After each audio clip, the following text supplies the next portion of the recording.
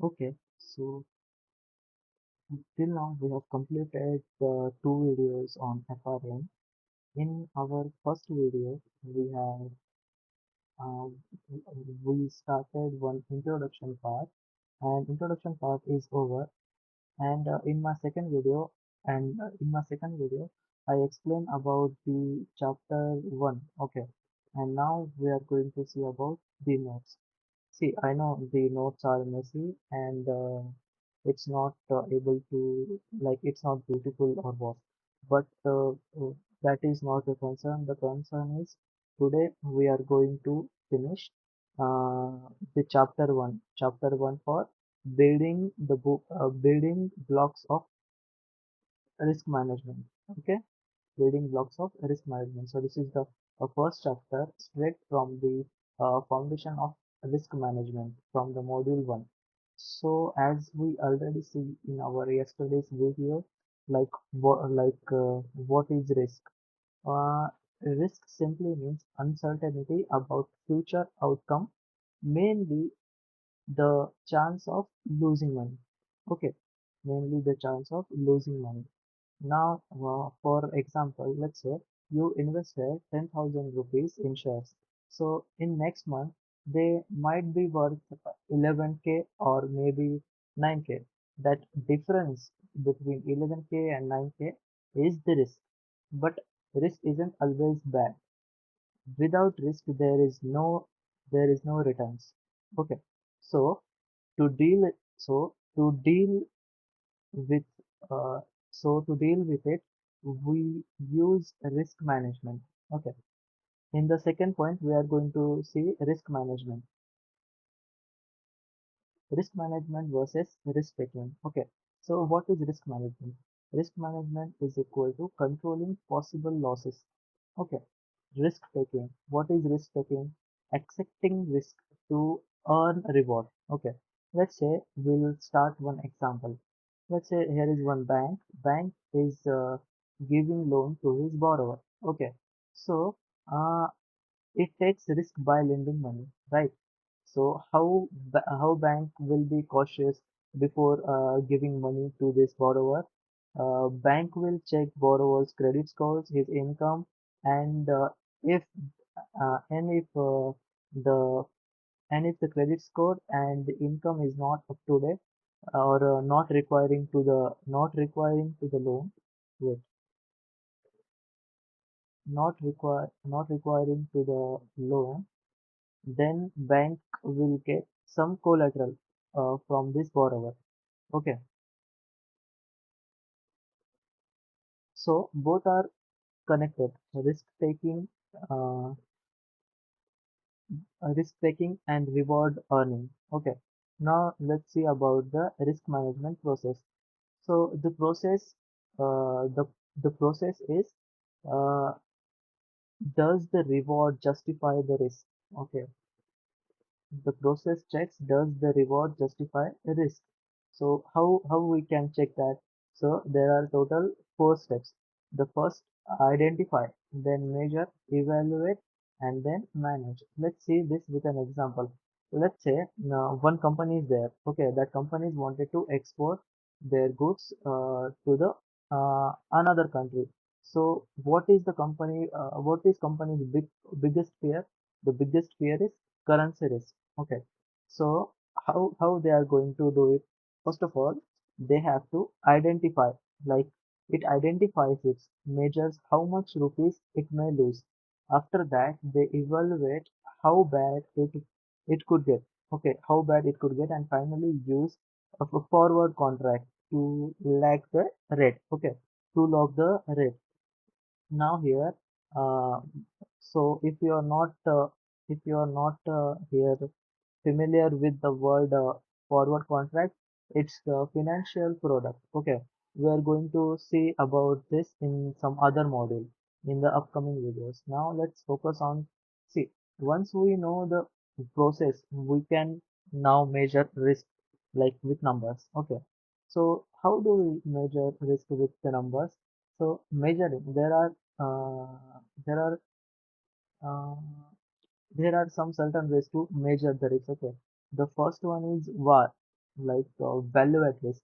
Then this comes, yes, uh, expected shortfall. Okay, now let's start with VAR. So value at risk.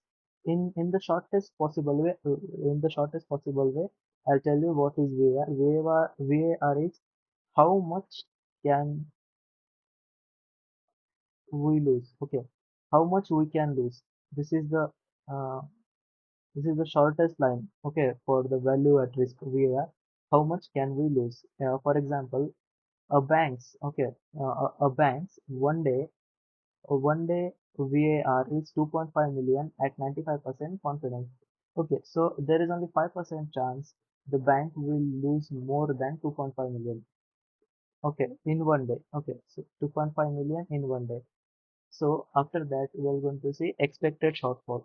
So see the the VAR tells where the tail starts, but expected shortfall tells how bad the tail gets. Okay, for example, if losses beyond 2.5 million to 3.5 million, then the 3.5 million is expected shortfall. So here we are talking about our previous example about how bank is 2.5 million. Okay, now the capital, economic capital. Okay, so what is this economic capital? This is money kept aside to survive unexpected losses. If daily VAR is equal to 2.5 million, if the firm keeps 2.5 million liquid, that's their safety cushion. Okay, so here we can say the economic capital's main purpose to prepare safety cushion. Okay, now but the numbers can't capture everything. Okay, so we use quantitative tools. So here we are going to see what are those. So what are the quantitative tools? Okay, so scenario analysis and stress testing. In the scenario analysis, what if events? Okay, will predict what happened. So let's say oil price are increased by 30% or rupees fall by 5%. We have to see both, like the best and the worst. After that, stress testing, push the system to its limit. Okay, so what happens if interest rate double suddenly? Let's say imagine there is one company took loan for around 7% of interest, but what if because of some market changes the interest rate set to 14%. So that we used to check in the stress testing. Okay, so it helps see whether the firm can survive extreme shocks or not. Okay, so combining this gives us enterprise risk. Okay, managing APR, managing risk for the entire company together. Okay, now we are going to see expected versus unexpected losses. We have already covered this in our last video, but see the expected loss. What and all comes under the expected loss? Normal and predictable. Let's say here the bank giving loan. So usually bank assume that 2% of the borrower usually default. So that means that 2% is estimate that 2% is expected loss. Okay. So on the other side, what is unexpected loss? So unexpected loss is like extra loss beyond our expectation. Let's say we are expecting 2% are going to be defaulter, but 10% is the default. So that's the extra 8% is unexpected loss. Okay, that's why bank kept capital. Okay, so that's why bank kept capital to cover unexpected losses. Now the seventh one is relationship between risk and reward. So we all know we all know one thing that the higher the risk, higher the risk, higher the what? Higher the risk, higher the possible return, but always higher chance of failure. Okay, always higher chance of failure. For example, Government bond. We all know bond is very safe, but it will give you low return. Let's say 5%, and the startup equity will give you the higher return. Okay, but conflict of interest, it can disturb this. Means the startup equity will have the more risk.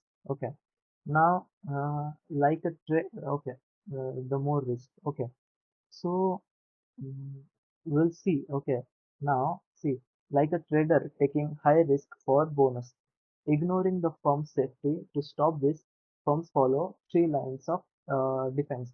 So how firm tackle these things? So firms has three lines of defense. The front line managers, then a risk management team, and the third is independent audit. Okay, now that we understand the risk behavior, let's look their types. Okay, let's look there. Let's look with their types. So we are going to see around seven different types of risk. In our last video, we are so many times already covered this, but still I am adding here. In the very first is market risk. In simple words, what is market risk? Like bond value drops if interest rate rise. Okay. Then the credit risk, we are already seeing in the with the bank, like borrower default on borrower default. Then a liquidity risk. That means that we are having a valuable asset, but we need emergency like urgent cash, but we can't sell that. Okay, then the operation risk. What if system crash? That is operation risk. Then legal risk. Legal risk in the sense, see, what if company, what if their government gave us a new tax law? Then it will affect our profit directly. Then business strategic risk uh, means we have means product fail in the market, that comes under business strategy risk. Then the seventh one is a reputation risk.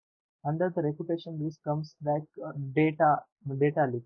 What if company leak their customers' crucial data? So that comes under the reputation risk. See, all these risks are interconnected. Okay. Now the ninth risk, interaction and aggregation. Okay. So risks are connected like one trigger another. For example, economic slowdown. What happened let's give one example for the COVID. In the COVID, like market is down. Okay, no one is there. The shutdown is there. So because of that, what happened? All the customers who took loan from the bank, they are not able to match their payments. So that is credit risk. So because of that, dropped value in the share, so that affect directly on the market price. Then because of that, what happened, the reputation is there now, so investment loss. Investor lost their trust. Then because of that, the reputation risk. So to measure total risk, firms use VAR, economic capital, and RERA.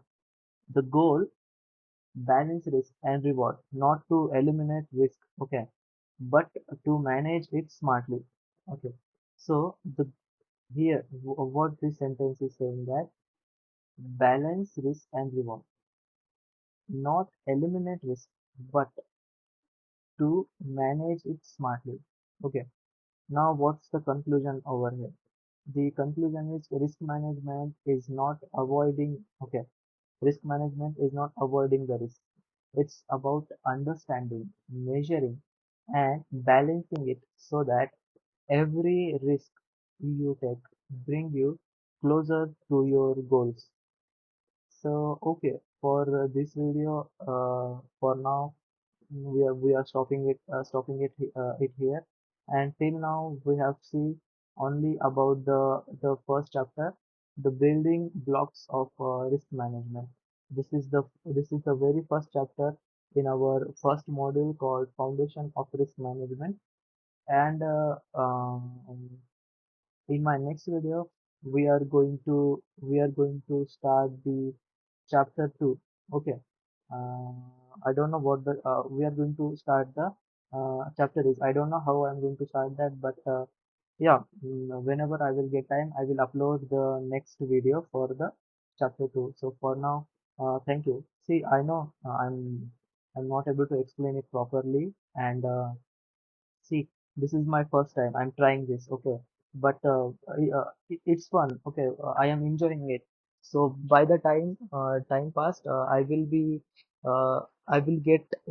get better. Okay, for now explanation is not that much, but I will try in my next video. So till now, thank you.